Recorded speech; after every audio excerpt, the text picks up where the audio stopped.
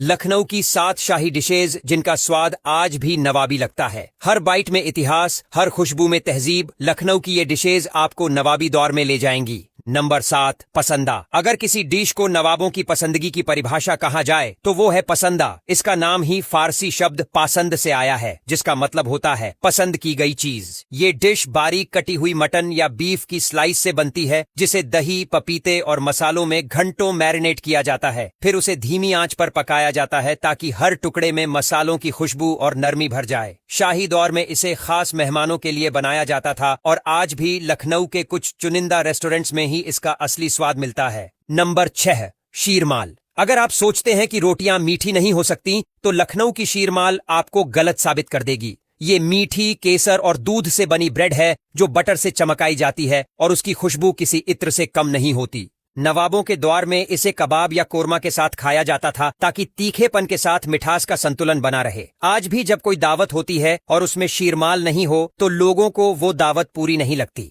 Number 5, Kakori कबाब।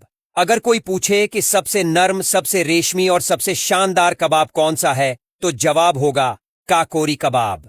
ये कबाब mutton को महीनों तक स्पेशल मसालों में मसलकर गुलाब जल, केवड़ा और धीमी आग पर पकाकर तैयार होते हैं। कहा जाता है कि ये कबाब बुजुर्ग नवाब मेहमानों के लिए बनाए गए थे ताकि उन्हें चबाने की जरूरत न पड़े। आज भी लखनऊ के काकोरी इलाके में इन कबाबों की खुशबू दूर तक फैली रहती है। नंबर 4, गलौटी कबाब।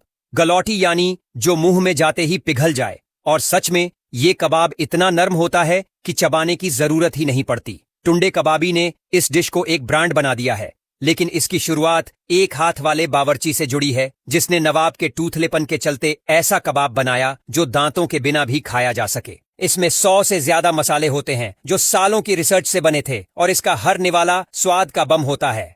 नंबर 3, निहारी कुलचा। सुबह सुबह लखनऊ के पुराने बाजारों में अगर आप घूमने निकलें तो आपको निहारी की खुशबू हर नुक्कड़ से आती मिलेगी। ये मटन या बीफ से बनी एक धीमी आंच पर पकने वाली ग्रेवी होती है जिसमें हड्डी से निकलता रस शामिल होता है। इसे कुलचे के साथ खाया जाता है जो बाहर से कुरकुरा और अंदर से नरम होता है। नवाबों के दौर में ये नाश्ते का हिस्सा था और आज भी निहारी खाने के बाद लोग उंगलियां चाटते रह जाते हैं। नंबर 2, अवधी बिरयानी। लखनऊ की अवधी बिरयानी सिर्फ एक डिश नहीं, एक एहसास है। यहाँ की बिरयानी में तेज मसाले नहीं होते, बल्कि स्वाद को नजाकत के साथ पेश किया जाता है। चावल और मटन को अलग अलग पकाकर फिर दम पर एक साथ रखा जाता है। केसर, गुलाब जल और केवड़े की खुशबू इसे रॉयल बनाती है। हर दाने में स्वाद घुला होता है और हर निवाले में नवाबी तहजीब महसूस होती है।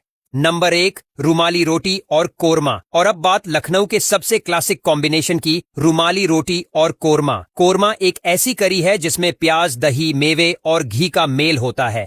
इसका रंग भले ही हल्का हो, लेकिन स्वाद इतना गहरा कि सीधे दिल तक उतर जाए। इसके साथ जब रुमाली रोटी परोसी जाती है, जो इतनी पतली होती है कि हवा में लहराए, तब लगता है जैसे नवाबों की थाली सामने रखी हो। ये डिश आज भी लखनऊ के हर बड़े होटल और पुरानी खानदानी रसोई की जान है।